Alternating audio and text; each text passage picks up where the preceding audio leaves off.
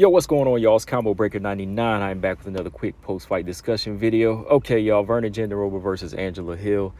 All right, y'all, so this fight pretty much went the way I felt it was going to go. I knew that, Virna Jandiroba, her ground game was going to be very, very critical in this fight as far as how Angela Hill is going to be able to control anything or dictate any of the exchanges on the feet, because I knew that the minute it would start to get rough, if Angela Hill started to land a lot of shots, Virna Jandiroba was going to take it to the ground, But Virna Jandiroba, like I was telling y'all in my prediction the other day, I knew that Virna Jandiroba, she's been working on her hands. I knew she was bigger and stronger. I mean, we've seen it in her past couple fights. Like, she's been getting bigger, but she's also physically strong.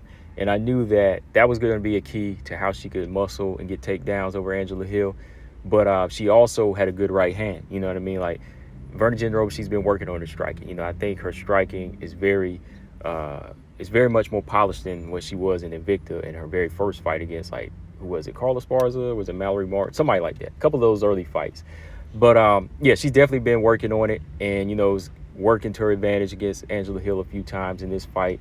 It just all comes down, like I said, Angela Hill, like, is she going to step out of the box? Like, is she going to become that master point fighter that she needs to be?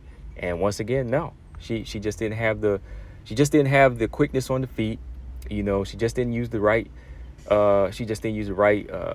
tools that she knows she has, like the jab, range, measuring the range. She continued to let Virna Jandiroba power her way in and take her down. She scored a takedown every single round 1, 2, and 3. Almost got her submitted in every single round. But shout out to Angela Hill. I will give her credit. Like, this is probably what I wanted to see in Angela Hill, like, early in her career as far as her takedown defense. Because now, besides takedown defense, I want to see her turn defense into, like, what Tracy Cortez does. She's able to score and get top control and still defend submission attempts by, her physical strength, her wrestling, and just being able to control the top. Looking for position over submission. Like, if Angela Hill could get it to that point, like, if she would have got it to that point like 5 years ago, I think she would be much more of a threat now. She'd be higher ranked. But in this fight here, it was still like she was just she just mastered takedown defense, and she's just learning how to defend against submission attempts. I mean, every single round there was attempts she had to defend, so I give her credit there, but she was never able to turn it into anything to win a round. The first round it was I think it was a knee bar attempt. Second round was arm bar attempt. She defended well.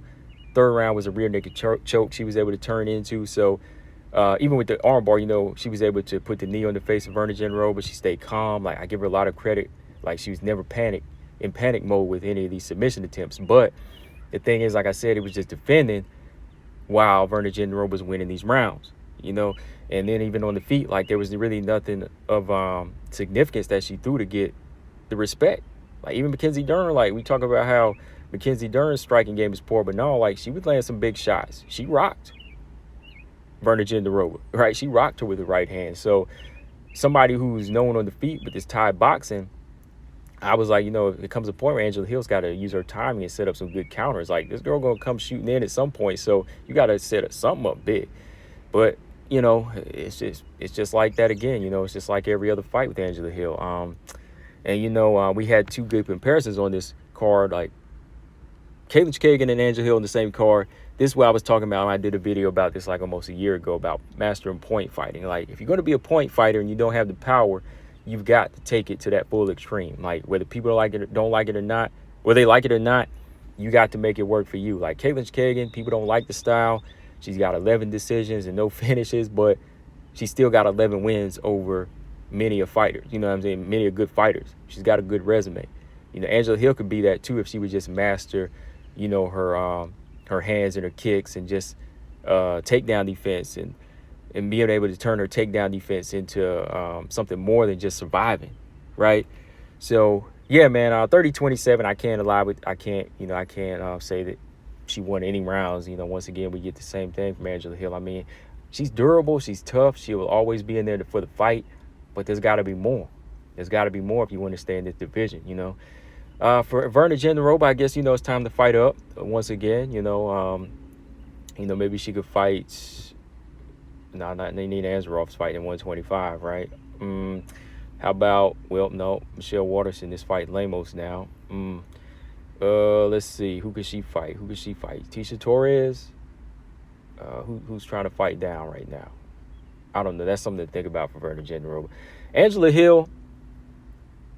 Hill. Let's see. What's next for her? Well, for me, if she wants to improve, it's like I said, I think she just needs to really work on that point fighting style, or work on her power, and, really master takedown defense and just start winning these fights on the feet, with quick hands. Like, if you can't finish them, oh well at this point. Just go in there, piece them up good, flurry them, clap them up good with feather punches. I don't care, as long as you can get victories, right? It's just got to be committed to something more, because I just get tired of seeing her get taken down in these fights, knowing she has the better hands. Like, if she just had the takedown defense, she could piece these fighters up, right?